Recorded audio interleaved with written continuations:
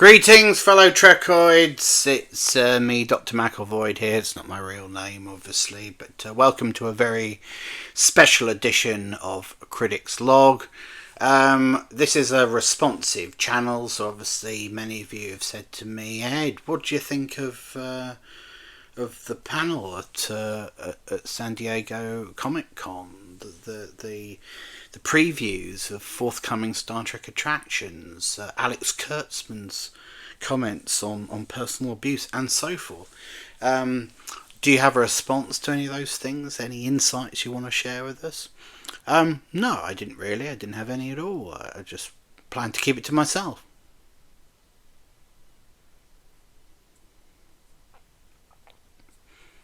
But, you know, as we're here,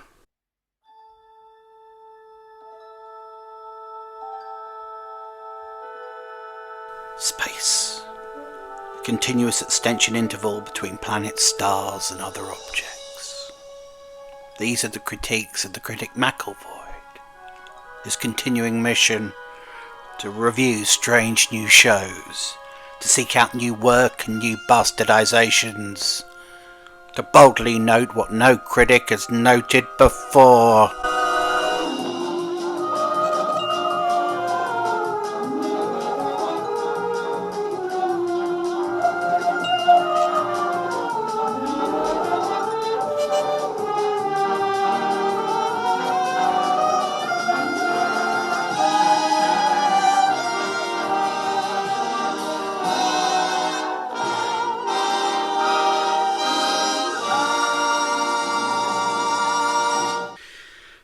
So Star Trek went to Comic Con, as is its wont.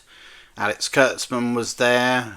He was there with Russell T. Davis. Sorry, we're not supposed to cross the streams, but they did have a panel together in which they talked about potential Star Trek and Doctor Who crossovers. Why not? Why not combine two disasters? Let's see what happens, what the fallout might be. Hopefully radiation sickness for all concerned. But yes, it was the usual horrible, celebratory, self-congratulatory exercise, wasn't it? Lots of back patting and aren't we marvellous, and the usual sycophants, the usual degenerates showed up in San Diego to cheer them on. Oh my god, I mean, this is the best thing I've seen at Comic-Con. I mean, who are these people that go all that way and spend all of that money just to tell Alex, to applaud Alex Kurtzman and tell him that he's doing a good job? Who are they? Are you one of those people? And if you are, what are you playing at? Do you have any dignity? My God, probably walk around wearing pads for adults, don't you? I mean, this is an extraordinary period in Star Trek history, a period bereft of any original ideas, a self-referential period, a period in which the franchise has been asset stripped, strip mined, every idea is being reused, everything is a nod and a wink to the audience, everything's horribly postmodern in the most smug and grotesque way imaginable, and all the while that this mass recycling exercise is going on, there is no original Star Trek being produced. The franchise is not looking forward to the future. There is no investment in its longevity, in finding a way to make it connect with generations of the future in the same way that TOS, TNG, DS9, Voyager, and maybe even Enterprise did. That's what's not happening. So what is happening? Well, Alex Kurtzman went to Comic Con and he sat there and he's looking slightly bewildered, like a man who'd been kicked in the head by a horse, and he talked about what he thinks he's doing. I say what he thinks he's doing because I'm not entirely sure he knows, really. I mean, there's no evidence that he knows. We saw previews from a few things. Section 31, the least wanted, most ill-advised TV movie in the history of the medium. The fifth and thankfully final season of Lower Decks. The third season of the zany, wacky Star Trek parody, Strange New Worlds. I know you thought that was Lower Decks, didn't you? You thought that was the parody, but no, it's Strange New Worlds. And the forthcoming boondoggle that is Starfleet Academy, the show that generations of Star Trek writers and producers at one point have mooted, but soon dismissed on the grounds that when they actually thought about it for more than 5 seconds, they realised that it was not a suitable premise either for a television show or a movie. Trust Alex Kurtzman to break with that consensus. Why wouldn't he? The man is desperate. You know, with a lot of his projects winding up, he's got to carry on somehow, doesn't he? And he'll just do what he's always done. Reach for pre-existing ideas. Old ideas, abandoned concepts, half-baked ideas from yesteryear, and see if he can warm them up and turn them into something unsuccessful, like every other project that he has introduced. Unwatched shows like Star Trek Discovery and so on. You and I know, critics, loggers, that we are the bulk of the audience for Alex Kurtzman's Trek. That's the irony. We hate watch it. We're part of the culture of grievance, aren't we? We watch it. I watch it to create sort of this awful kind of clickbaity, hate-watchy rubbish that you like, and you watch it so that you've got a frame of reference for shows like this one, so that when you see, he's talking about X, you want to know what I'm talking about, so you watch that thing. So we've got some common frame of reference. But we're not doing it for the reasons we used to do it, are we? We're not watching these shows because we love them. We're not watching these shows because we want to have a really warm and lovely communal experience that we can talk about at parties. No, we're just trying to, we're in a sort of competition to see who can despise it the most. So let's go through what we saw at Comic-Con. First of all, we saw the trailer for Section 31. Section 31, as you know, is the long gestating project with Michelle Yeoh, that block of wood. You know, I know she's won an Oscar, but I'm sorry, I'm not a fan of hers. I think she's stiff as a board. What? Oh, I love Michelle Yeoh. I want to see what else that she can do, because she's a phenomenal actress. She doesn't connect to me emotionally. She's the female Arnold Schwarzenegger as far as I'm concerned. You know, there's nothing authentic about any of her performances. In Discovery, you'll remember that she was killed off, thankfully very early in the run of Star Trek Discovery, and was actually eaten by a group of Klingon extremists. No, really, that's what happened. Rewatch the early episodes if you don't believe me.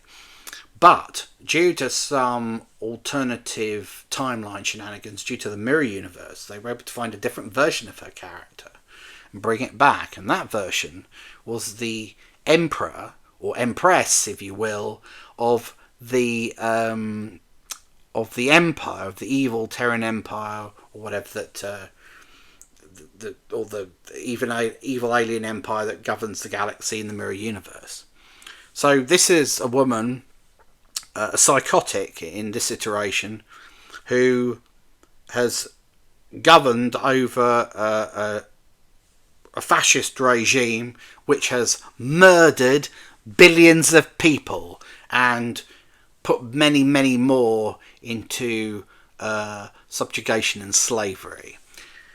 So naturally, amongst the viewers of Discovery, she became a fan favourite.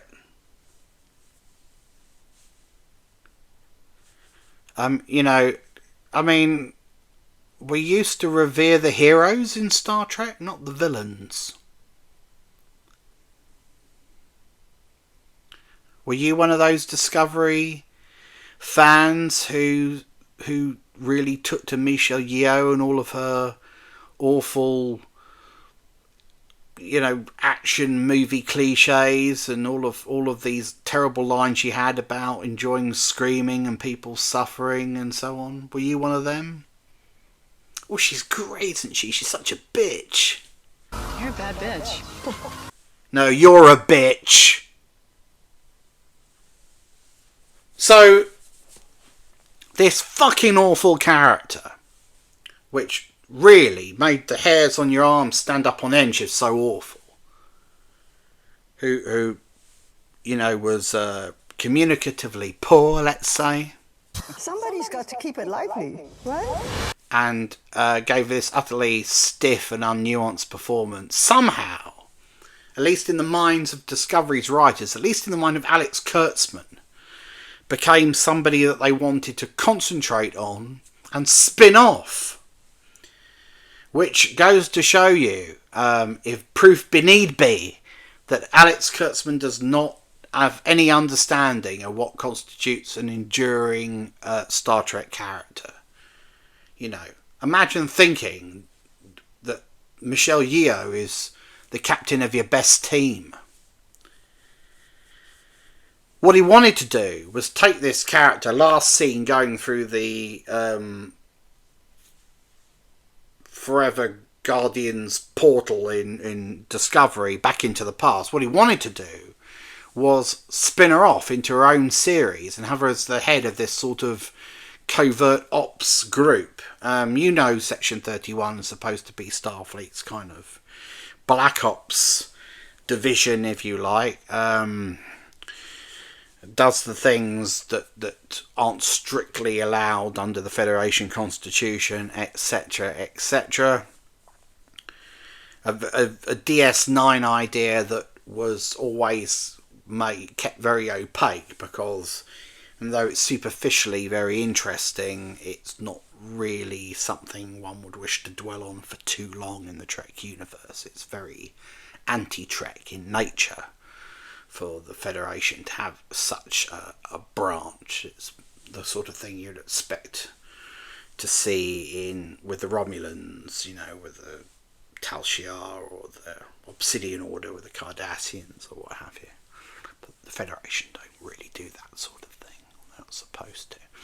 But anyway, clearly the darkness and the illegality and the implicit violence that came with the Section 31 concept appealed to Mr. Kurtzman. Why wouldn't it? He doesn't like any of the optimism and light and progressive politics of the original Star Trek. Section 31 is far more at home with that kind of nasty idea. So originally it was going to be a TV show. But for whatever reason, perhaps because thankfully Michelle Yeoh inexplicably became more popular and won an Oscar, they realised that she wouldn't want to commit to a show and they couldn't afford her. So all we're getting, thank fuck, is one TV movie. And yet, despite our limited exposure to this terrible, terrible idea, the trailer was enough to suggest that even one TV movie is going to be too many. It looked terrible. My review of the trailer is... That's it. That's all I really have to say. There was Robert Kaczynski from EastEnders, who looked like a Borg but isn't a Borg. It looked a bit Suicide Squad-y. It had terrible dialogue. 31 is a Black Ops division. Spy work. Starfleet is here to make sure no one commits murder. What a cute idea. In other words, there was nothing in there to tell us that it was Star Trek, except for the word Star Trek, miniature inserted into the Section 31 title. That was your clue that it was Star Trek. How Trek-like is it going to be? Your guess is as good as mine, Critics Loggers, but we don't really need to guess, do we? It's not going to be Trek-like at all, is it? It's going to be violent and stupid and cliche-ridden and highly derivative. And it's going to be anchored by a woman who can't give a naturalistic performance to save her fucking life. Oscar or no. Looking forward to it, are you? Well, fuck you. I'm not. But we will review it. That is the job here on Critics Log. It's what you'd expect of me. You will get nothing less. And if I'm wrong, if it's great, if it is indeed a triumph, a profoundly moving espionage thriller that makes me reconsider everything I thought I knew about the world and its geopolitics, and takes the Star Trek universe in new and exciting directions, I will say I was wrong, Critics Loggers. I'm not too big to admit I'm wrong. Even if you are. Then there was Lower Decks. Lower Decks was presented as a sort of a parody of that film from 25 years ago, where you saw this sort of visual quilt of old clips from Star Trek up to that point, superimposed over the fly pass of the Enterprise. Naturally, they reached for a pre-existing idea, ripped off some pre-existing iconography, as is Lower Decks want, and signalled that it's going to be more of the same. Wink at the audience, aren't we clever? Let's refer to previous Star Trek movies and episodes, kind of teenage fanfic drivel that we've had for 4 inglorious seasons. There are people who attending San Diego Comic-Con who couldn't wait to see it. God, yeah. Lower Decks, Lower Decks.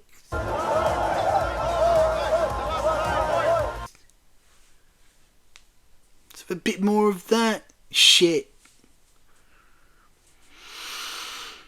Do you like Lower Decks? Why don't you hang yourself?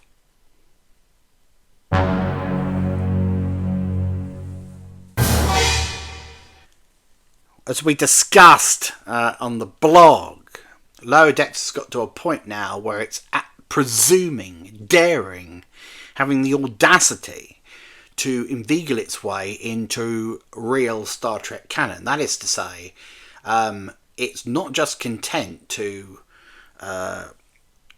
create comic parodies of previous Star Trek episodes. It's now reaching back into the past and pulling characters that we know and love into the Star Trek present and continuing their story. Dared to tell the ongoing adventures of Nick Locarno from The First Duty, for example, or gave us an update what was going on with Quark's brother, Rom and Leela, I think. See what Kurtzman's era of Trek has done to me? It's eroding my mind.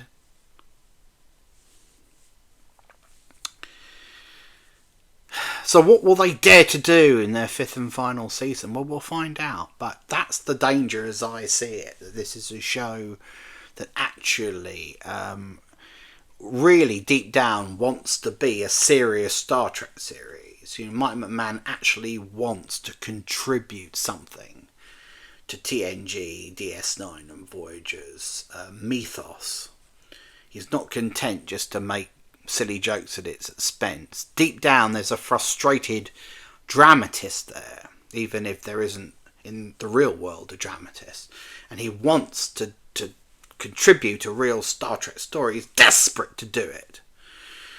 So what ruinous crap will appear in Lower Deck Season 5? I don't know, kids. We will, of course, review it when it comes out and see if we dare. Then there was Strange New Worlds Season 3. We got a clip from an episode in which the serum that was used to turn Spock into a human in Season 2 was used on several members of the crew to turn them into Vulcans, but not real Vulcans, sort of Vulcan parodies. I saw an interview with Akiva Goldsman, which a self-congratulatory interview in which they said, "Oh, we can do such great things with genre now. You know, it's great. Every episode of Strange New Worlds now is something new and something different. We can just go further than ever before. We can just really push the boundaries of what Star Trek is, and it's so fun and it's so good, and oh my god, we're just so comfortable in the Star Trek universe." Except you're not, are you, Akiva Goldsman? Because you don't have a clue how to write in the Star Trek universe, as evidenced by the first 2 seasons of your show. Strange New Worlds, Critics Log, as you know, is an exercise in canon ruination. It's an attempt to overwrite the original Star Trek. That is its aim. Is it not? It's already overwritten Spock's backstory and Nurse Chapel's and Uhura's. And soon Scotty's too. Scotty will be with us in Season 3 full time, and his backstory will also be changed. The timeline of certain things has been changed, like the eugenics wars, for example. So never ever forget, please, that Strange New World Season 2 took the Wrath of Khan out of existence. That's right, Wrath of Khan, your favourite Star Trek movie. Didn't fucking happen. Not in this timeline. What else will be gone by the time this Star Trek pastiche has run its course? It will be impossible, I suggest, to marry up Strange New Worlds with the original Star Trek. But the aim of these sinister cultural vandals is not to marry the two. It is for one to overwrite the other. And that, my friends, should be some form of cultural capital crime. If there is indeed a film and TV court in The Hague, they must go there and face trial. We'll be there, critics loggers, won't we, in the viewing gallery, waiting for those verdicts when the time comes. And finally, there was Starfleet Academy. Alex Kurtzman went on the Zooms, or the Teams, or whatever it was, and gave some young aspiring actors the terrible news that they had been chosen to be on the show. Their career's over before they've even started. These poor people who only dreamed about making it in Hollywood and once been, one day in the future be regarded the way perhaps William Shatner is today. Instead, thanks to Alex Kurtzman, they will always be associated with failure. They will also always be associated with this terrible piece of, corporate crap. But we look forward to seeing them along with Paul Giamatti and Helen Hunt and all these other people when it finally comes out. It's hard to know what the hell it's going to be, isn't it? Starfleet Academy. It's going to be set in 32nd century. It's almost certainly going to have Silly Tilly in it as the least likely Starfleet tutor in ever.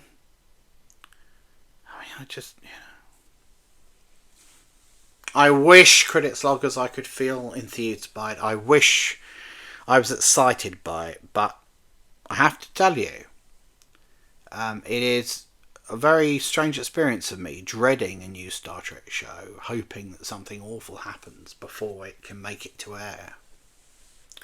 I don't want it to. I don't want to see it. I don't want it to exist. But if it does exist, yes, I'm duty bound on your behalf to watch it and to tell you what it's doing. And I will. And you'll be there with me, I hope, to hold my hand, or indeed something else, whatever gets me through. Yes, you didn't know that was part of the deal, did you? But it is. So that was Star Trek at 2024 Comic Con. Kurtzman was there. He said he didn't like personal criticism.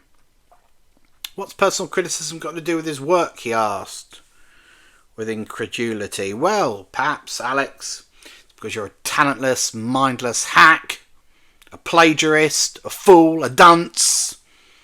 You've got no business running Star Trek because you don't know the first fucking thing about it.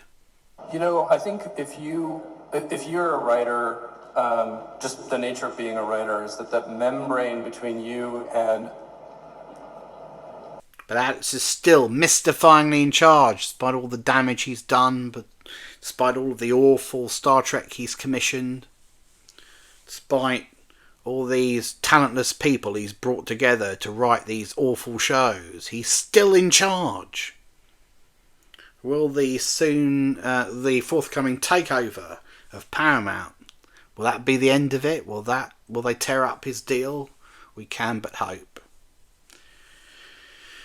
I don't know how a man like Alex Kurtzman continues to fail upwards. I don't know how he goes on. I wish he'd quit.